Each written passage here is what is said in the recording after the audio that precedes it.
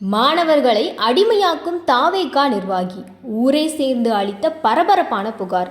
ஏதோ ஒரு வகையில் பிரபலமடைந்து மக்களின் அன்பையும் ஆதரவையும் பெற்ற ஒருவர் அரசியலில் நுழையும் போது மக்களுக்காக செயல்பட உள்ளதாக, மக்களின் நலனை பாதுகாக்கப் போவதாக கூறிக்கொண்டாலும் ஏதோ ஒரு தருணத்தில் அவர்கள் எடுக்கும் முடிவு மக்களுக்கு பாதக விளைவுகளை கொடுப்பது ஒரு தரப்பு என்றால், மற்றொரு தரப்பு அரசியலுக்கு வர நினைப்பவர்கள் மற்றும் அதன் பாதையில் ஒரு கட்சியை உருவாக்கி அந்த கட்சியின் தலைமை பொறுப்பில் இருப்பவர் நேர்மையாகவும் மக்களின் நலனுக்காகவும் செயல்பட்டு கொண்டிருக்கிறார் என்றால், அவர்களுக்கு கீழ் செயல்படுபவர்களும் அதே போன்ற நோக்கத்தை கொண்டிருப்பார்களா என்பது கேள்விக்குறிதான்.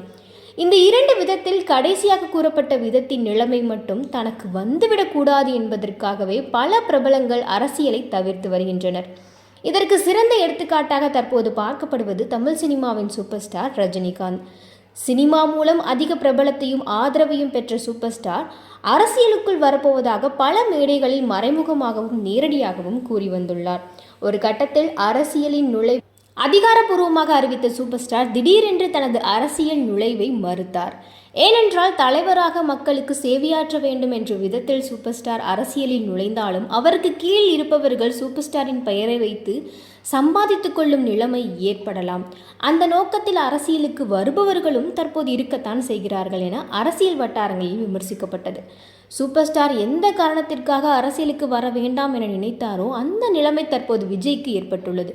தமிழ் சினிமாவின் உச்சபட்ச நடிகராக உள்ள விஜய் திடீரென சினிமாவை விட்டு மொத்தமாக விலகி அரசியலில் முழு நேரம் ஈடுபட உள்ளதாக அறிவித்து, தாவேகா தமிழக வெற்றி கழகம் என்ற கட்சியின் பெயரையும் அறிவித்து 2026 சட்டமன்ற தேர்தலில் களம் காண உள்ளதாக அறிவித்துள்ளார்.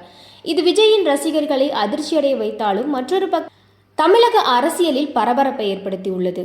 ஏனென்றால் அரசியலில் நுழைவதற்கு முன்பாகவே திமுக மற்றும் விஜய்க்கு இடையிலான உறவு விரிசலை கொண்டிருந்தது. தற்போது விஜய் அரசியலுக்கும் வந்த பிறகு தன்னுடைய அரசியல் எதிரி இவர்தான் என நேரடியாக திமுகவை கை காட்டியதும் அரசியல் வட்டாரங்களில் 2026 தேர்தல் ஒரு மாறுபட்ட தேர்தலாகவும் போட்டிகள் நிறைந்த தேர்தலாகவும் இருக்கும் என்ற ஒரு பேச்சு எழ காரணமாக அமைந்துள்ளது.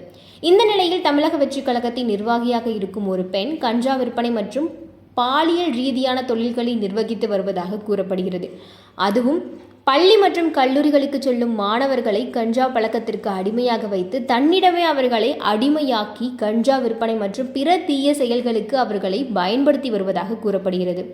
அதாவது சேலம் மாவட்டம் வாழப்பாடி கிராமத்திற்குட்பட்ட பெருமாள்பாளையத்தைச் சேர்ந்த பிரேமா என்கிற பிரியா தமிழக வெற்றி கழகத்தின் வாழப்பாடி நகர்மன்ற அளவில் பொறுப்பாளராக உள்ளவர். இவர் தனது கணவர் மற்றும் தம்பியின் உதவியுடன் ஊருக்குள் கஞ்சா உள்ளிட்ட போதைப் பொருட்களை விற்பனை செய்து வந்துள்ளார். அதோடு இவரின் தலைமையில் பள்ளி மற்றும் கல்லூரியின் மாணவர்களுக்கு கஞ்சா விற்பனை நடந்து வந்துள்ளது. இதனால் சில மாணவர்கள் அவர்களுக்கு அடிமையாகவும் வைக்கப்பட்டுள்ளனர். அதில் தனது மகன் பாதிக்கப்பட்டு அவரிடம் அடிமையாகி வைக்கப்பட்டிருப்பதாகவும் தனது மகனை மீட்டு தர வேண்டும் என்று ஒரு தாயார் தற்பொழுது வாழப்பாடி காவல் நிலையத்தில் பரபரப்பான குற்றச்சாட்டை முன்வைத்து புகார் அளித்துள்ளார்.